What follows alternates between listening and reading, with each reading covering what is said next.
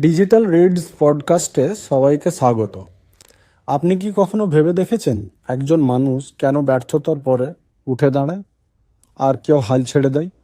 আপনার মাইন্ডসেটই কি আপনার সাফল্য নির্ধারণ করে?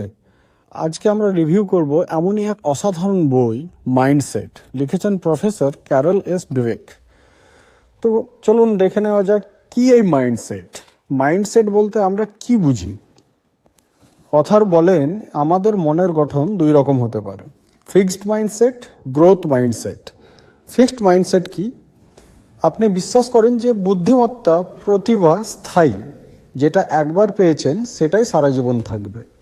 আর গ্রোথ মাইন্ডসেট হলো আপনি বিশ্বাস করেন মানুষ চেষ্টা আর অধ্যাবসায়ের মাধ্যমে নিজেকে আরও উন্নত করতে পারে। উদাহরণস্বরূপ, কেউ যদি বলে আমি গণিতে খারাপ, এটাই ফিক্সড মাইন্ডসেট। কিন্তু কেউ যদি বলে আমি এখনো ভালো না কিন্তু চেষ্টাই পারবো, এটা হলো গ্রোথ মাইন্ডসেট। তো আসুন দেখে নেওয়া যাক এই দুই মাইন্ডসেটের মধ্যে পার্থক্যটা কি। ফিক্সড মাইন্ডসেটে থাকা মানুষ ব্যর্থতাকে ভয় পায়, ফেলিয়ারকে ভয় পায়। তারা বিশ্বাস করে আমি যদি ভুল করি সবাই আমাকে ভাববে আমি ব্যর্থ। অন্যদিকে গ্রোথ মাইন্ডসেটে থাকা মানুষ ব্যর্থতাকে শেখার সুযোগ হিসাবে দেখে। উদাহরণস্বরূপ, বিখ্যাত বাস্কেটবল খেলোয়াড় মিচেল জর্ডান হাজারোবার ব্যর্থ হয়েছিলেন, কিন্তু প্রতিবার তিনি নিজেকে আরও শিখিয়ে গেছেন। এটাই হলো গ্রোথ মাইন্ডসেটের জাদু। শিক্ষাক্ষেত্রে মাইন্ডসেটের কি প্রভাব? ক্যারল ডুয়েক মূলত একজন অধ্যাপক, তাই শিক্ষাক্ষেত্রে তার গবেষণা বেশি। তিনি দেখিয়েছেন ছোটবেলা থেকে শিশুদের যদি শেখানো হয় যে তারা পরিবর্তন করতে পারে, তাহলে তারা আরও আত্মবিশ্বাসী হয় এবং ভালো ফল করে।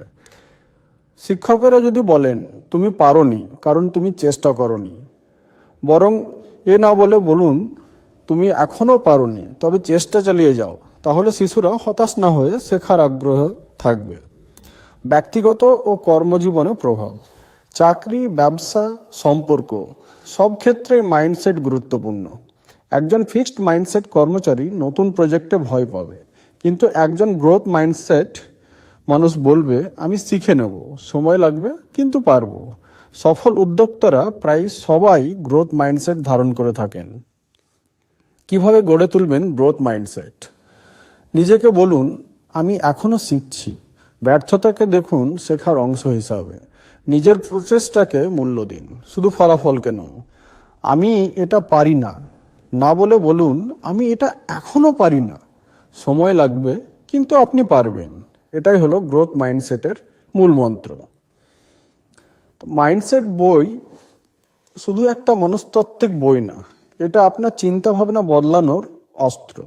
যদি আপনি নিজেকে উন্নত করতে চান, শেখার মানসিকতা গড়ে তুলতে চান, তাহলে এই বইটা আপনার অবশ্যই পড়া দরকার। এই ছিল আজকের ডিজিটাল রিডস পডকাস্টের পর্ব। আপনার যদি পছন্দ হয় তবে অবশ্যই লাইক, কমেন্ট আর সাবস্ক্রাইব করতে ভুলবেন না আমাদের চ্যানেলটিকে। কমেন্টে লিখে জানান আপনার মাইন্ডসেট কোন ধরনের। তো ডিজিটাল রিডস পডকাস্ট শুনতে থাকুন, শিখতে থাকুন। এই ছিল আমাদের আজকের পর্ব। পরবর্তী পর্বে আবার দেখা হচ্ছে। সবাই ভালো থাকুন, ধন্যবাদ।